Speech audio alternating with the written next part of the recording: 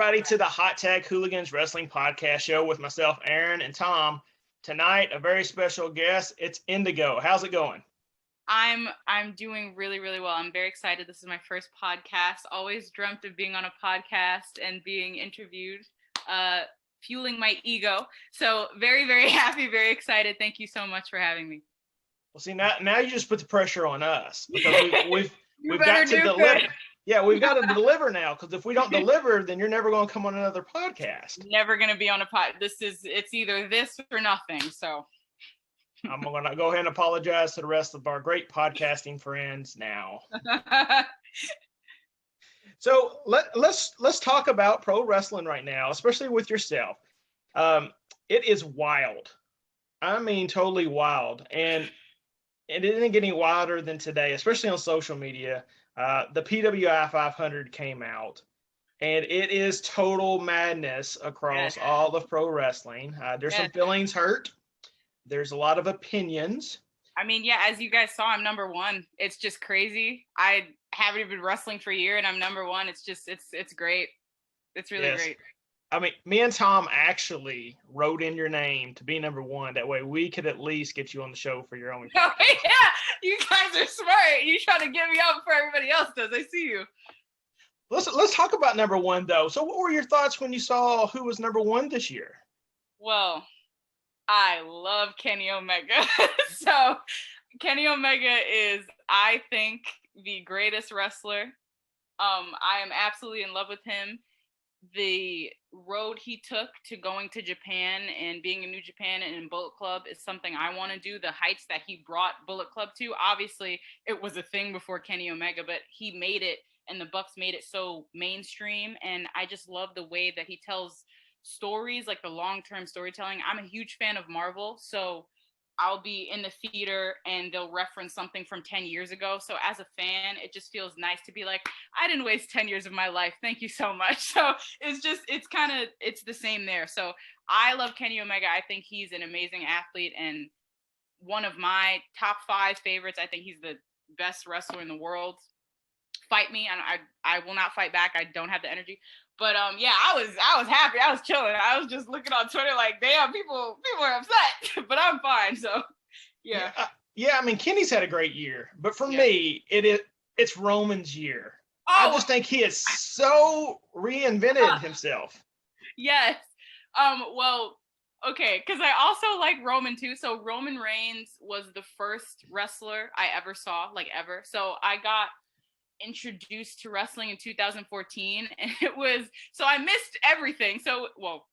Everything, but I tuned into Raw literally the week after the Shield broke up. So my first memory of Roman is him in a hospital bed being like, I'll be back, believe that. I was like, oh, let me keep watching. And then I saw like Cena and the Bellas and stuff. So yeah, Roman was like my first favorite wrestler. I used to go so hard for him. I mean, I think it's just a matter of Kenny held like every single belt in the pro wrestling industry ever. So I think maybe that's why a little bit. And I was looking at the criteria, and I think they said from July 1st to whatever date, and I'm pretty sure Roman came back at SummerSlam. I don't know if I'm mixing stuff up, so I don't know. I'm not really that upset. I don't really get angry about those types of things, but I mean, they're both amazing. You can't really, I mean, you can compare anyone, but you can't compare them. Like, they're so different, but they're so amazing in their own ways. So those are 2 of my favorites. So I'm just chilling. I'm happy. Yeah, I think it's kind of interesting to look at where everyone gets ranked. And you can't have more than one number one, right? Yeah. So, I mean, it's going to happen. What gets me some of the time is just some of the other wrestlers that are in there and where they're placed. Usually the top 10's pretty fair, and you can kind of move them up or down 1 or 2 here or there, and you can be okay with it. But there's definitely some on that list that should be a lot higher, and there's definitely some that should be a lot lower. But I do think it's pretty cool, and it's all subjective, so it's kind of neat to see who all's on there. Yeah. Yeah, it's all everyone has an opinion, you know. I'm not going to sit here and judge a person if they think someone should be higher or someone should be lower. I'm starting to see some of like wrestlers who I looked up to who are I now can consider friends or at least acquaintances that are on the list. So I'm just very happy. Like Robert Martyr, I think, is one of just the best wrestlers on the indies, and he is great, and he was on that list. So it's just nice to see people you like succeed. It's just nice to see people that are good hearted people succeed. So what was the girl in Mean Girl? She was like, I just want us to bake a cake and all get along. Like, I'm just happy for everybody. So yeah. Yeah, we felt a lot of pride, you know, as a podcast today when we saw the list, seeing how many. I think we had a total of 13 people, you know, over this past year who were on the list, and we root for every single person we have on our show. You're not on our show just to be on our show. It's because we believe in you and we want to see you do well. And so when we see people, no matter if they're 1 or 500, you know, me and Tom get a little bit excited as well. Yeah, of course. It just a sense of pride, right? Now, let's flip the script here on yourself. I mean, you've already said that you're number 1 ranked, and for some reason it just didn't make it to print. But your pro wrestling career right now is starting to take off just a little bit more. COVID's kind of fading away in a lot of areas, and you're getting more match times and quality. But tell us overall, what is it like to grow up being a wrestling fan and now actually being a pro wrestler? It's crazy. So I've thought about this a lot.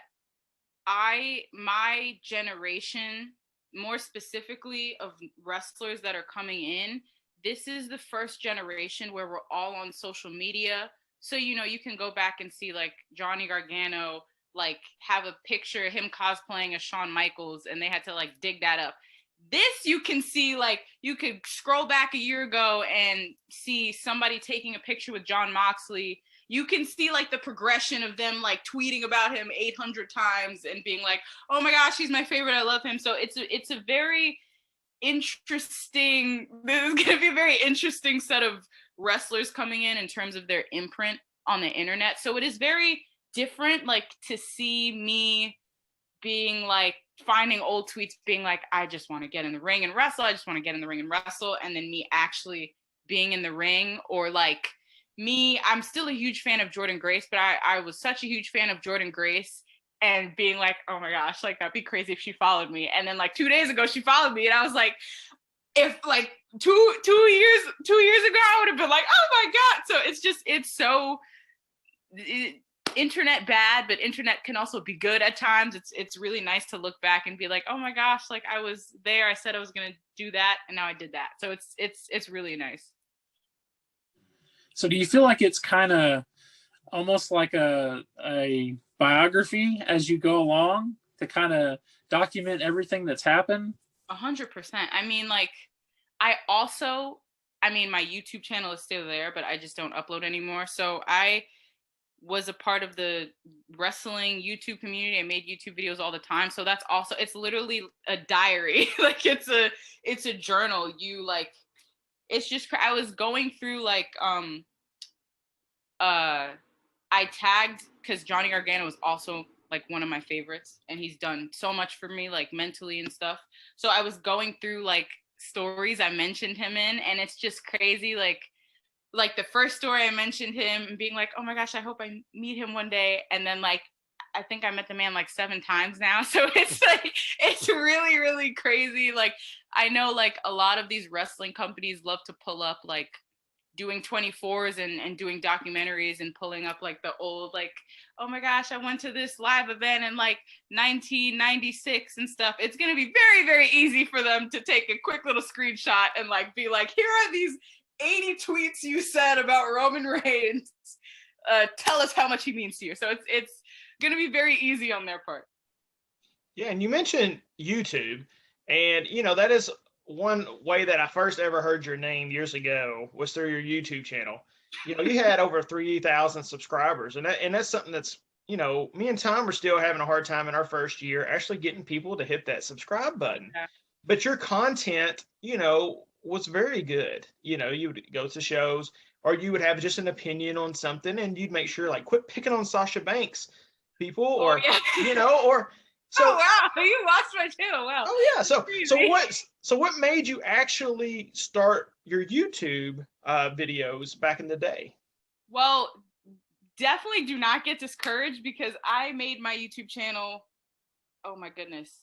Dang. So I'm 20 now. I made it in middle school. So I want to say 13. I don't know how old you are, but it was been a while before I hit that number. So it definitely takes a long time. I know when I used to really get into YouTube, it would get so discouraging seeing these people like this one girl, her first YouTube video got like 1 million views, and I'm like, I've been on here for 6 years. Oh my gosh. But you learn to not compare yourself, you know. It takes time, but yeah, so I don't know. I mean, when I first started off doing YouTube, it was around the time I just started getting into wrestling, but I deleted those videos so you cannot find them, but I used to do like makeup, really, really bad makeup tutorials on how to like do crooked eyeliner and stuff like that. But this YouTuber named Bethany Moda, who I like idolized during like the YouTube time when it was it wasn't like because now you can like make money off of YouTube and like have a house and like do boxing if you want to. So you can have like a steady thing. But like back then you just like made a YouTube video and that was it. So that was kind of when I joined.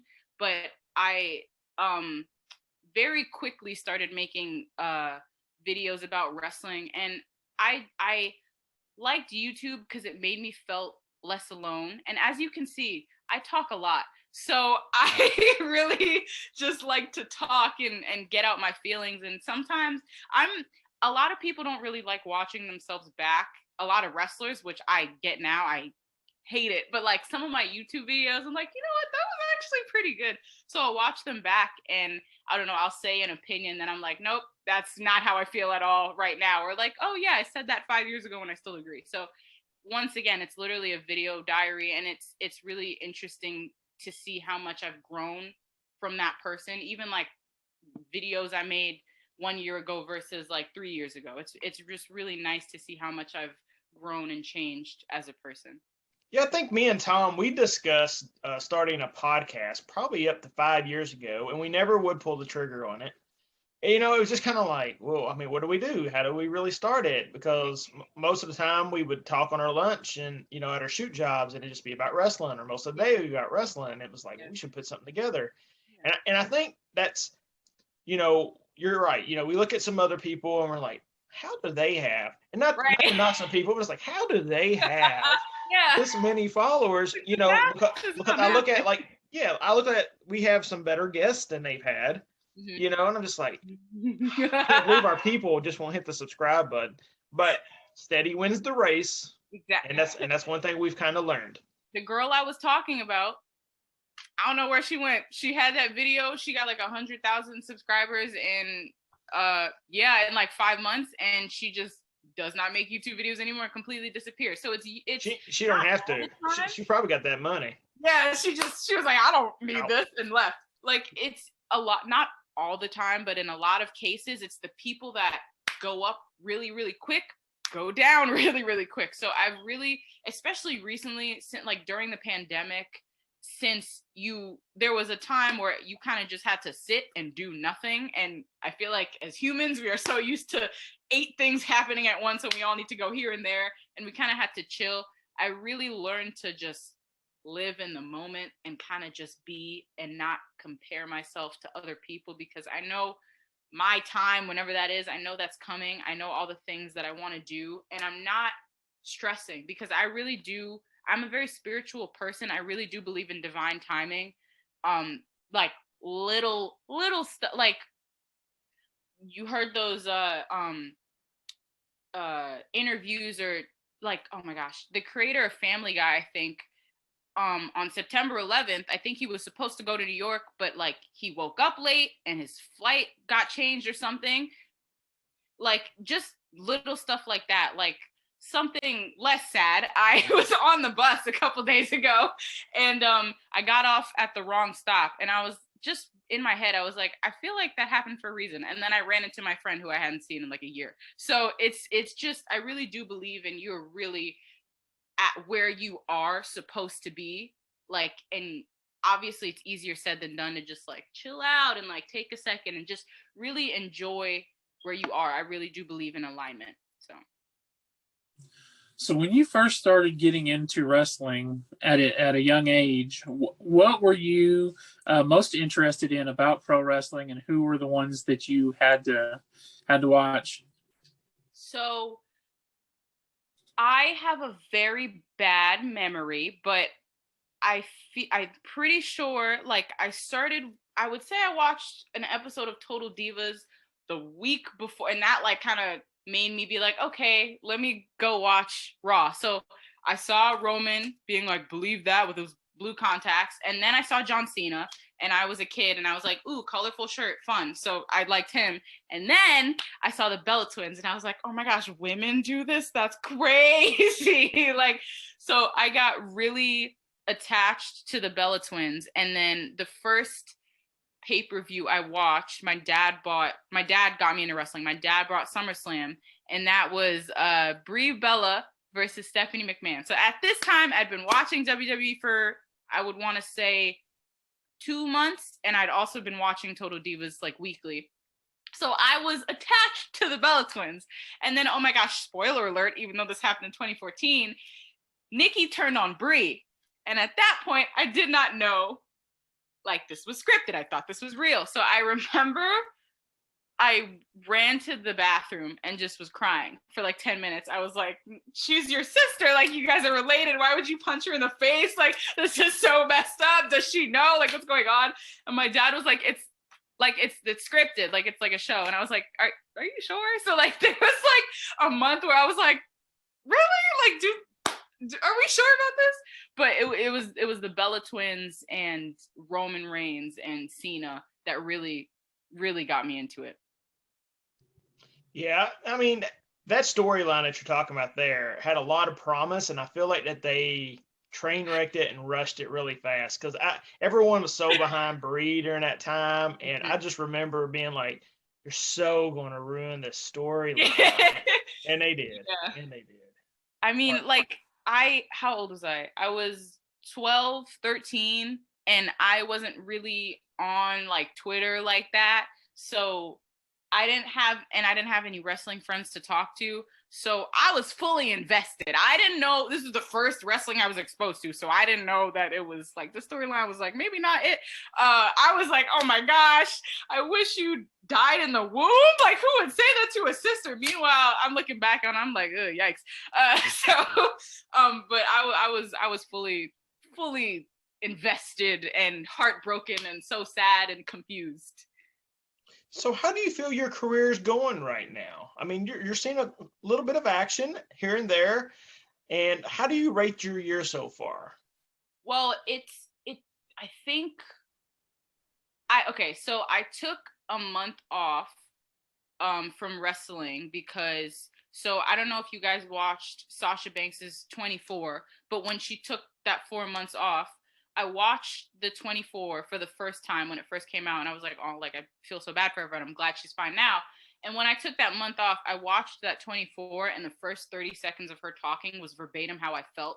And I was like, this is not good. If Sasha's feeling this, 7 years in, and I'm not even a year in, and I'm like, wrestling is not making me happy, maybe I should do what she did and take a break. So I took a month break. So I'm in my school, T2T, when everyone else started, I'm kind of a month behind. And I took 2 weeks off because I got a cute little concussion. So today's my last day off. So I'm kind of behind everyone else. So I'm almost a year in now, but it's going really, really well. I like, once again, alignment and divine timing and all that good stuff. Like, I have gotten to wrestlers I thought I'd wrestle like 5 years in, maybe if I was lucky. I'm getting trained by people that I never thought I would even like meet.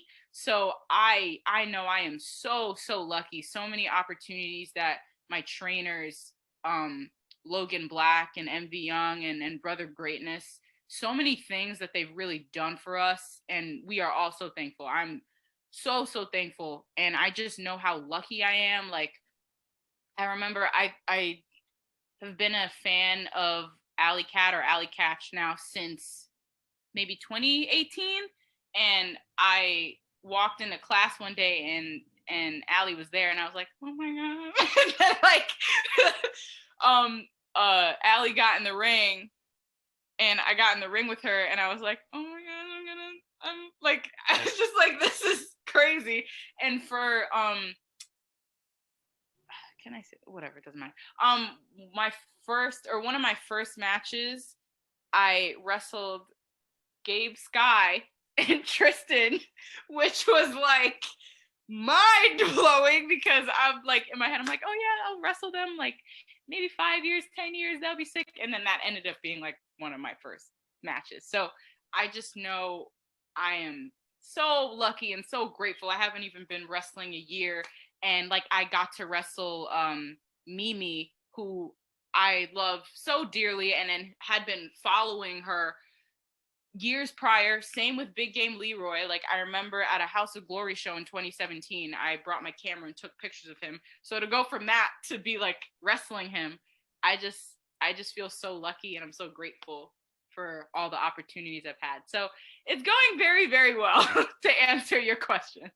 You mentioned Marvel earlier, and we're big comic book guys as well. So have you seen Black Widow or Shang-Chi yet? Yes, I see Marvel movies opening weekend. I saw Black Widow. So I like to see Marvel movies on, Friday, like the day it comes out, but I usually go with a friend. So I saw Black Widow the Saturday after it came out, and then I just saw Shang-Chi on Sunday. And I had been advocating, as much as a person who knows no one from Marvel can advocate for wanting Black Widow to get a solo movie. She should have got it in 2014, and now it's way after that. But it was okay. I wasn't like, oh my gosh, this is great. I feel like the pacing was kind of off, and they did miss the mark. But oh my gosh, Shang-Chi was it.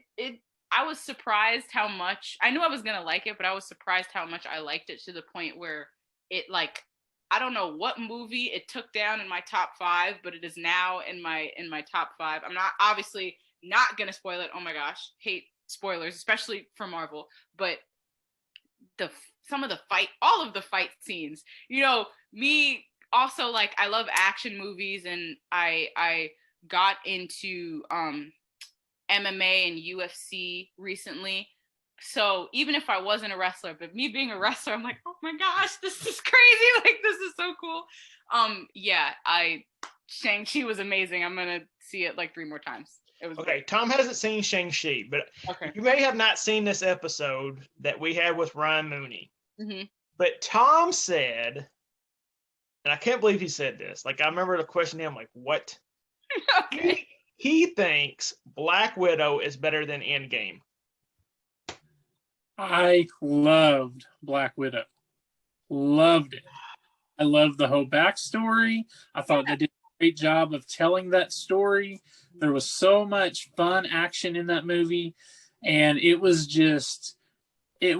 more than what I thought that Black Widow would end up being, and maybe that's the reason I felt that way. Mm-hmm. I didn't feel like they would give it the same attention that they would give the rest of the Marvel films.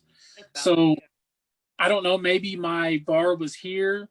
And yeah. When they hit the regular level, it pushed it over the top for me. Mm-hmm. But I absolutely loved that movie.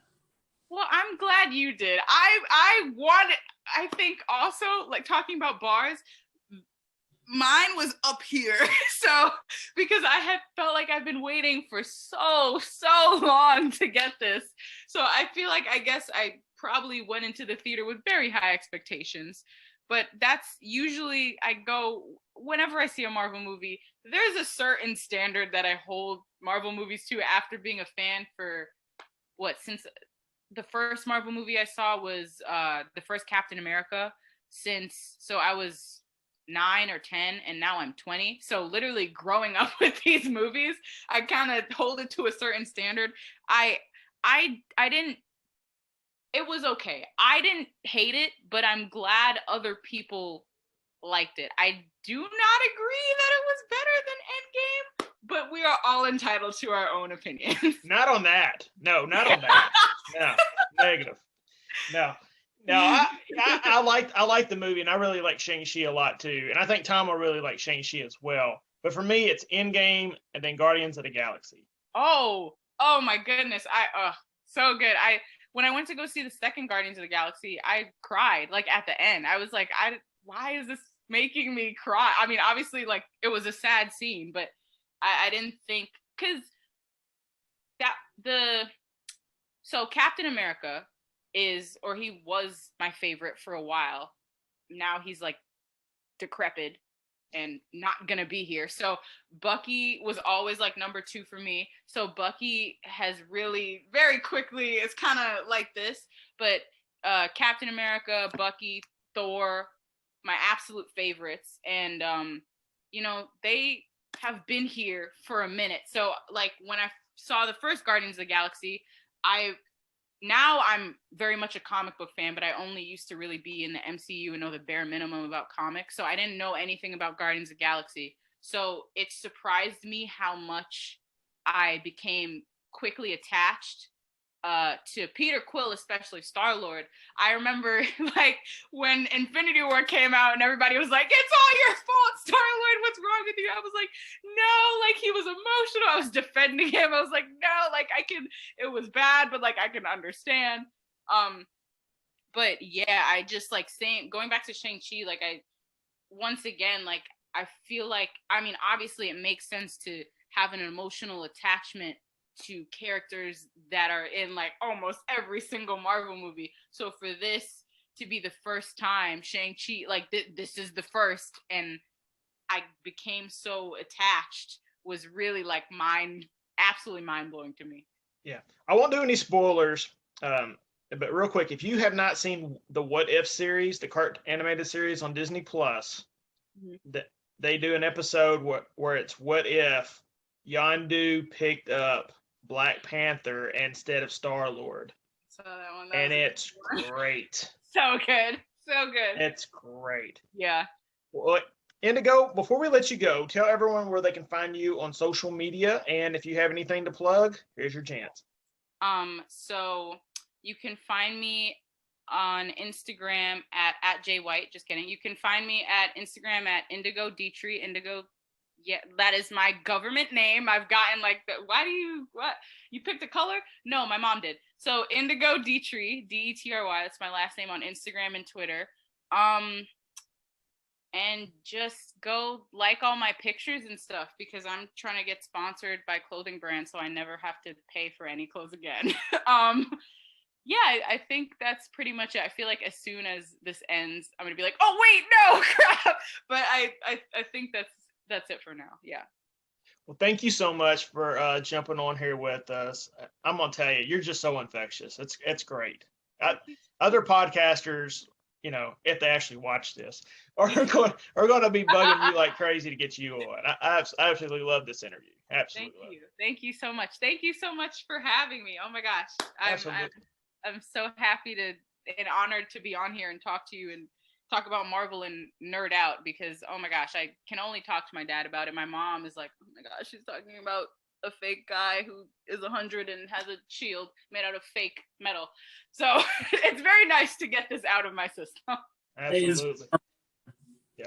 For everybody else out there, make sure you are staying safe this weekend. If you guys are going out to any shows, make sure you're doing what you need to do, because we need professional wrestling to keep going. Don't need anything to be slowing down as well. Make sure you check out our shop over at PWTs. And if you're still looking for a good read, make sure you pick up my book, Independent Road: A Wrestler's Journey, BarnesandNobles.com. Appreciate all the support. Tom and I will be back next week. Loaded week. coming your way, coming our way. Fingers crossed, no cancelizations. Okay. Gonna have a great week next week. So once again, make sure you hit the subscribe button. Thank you, everyone, and have a good night.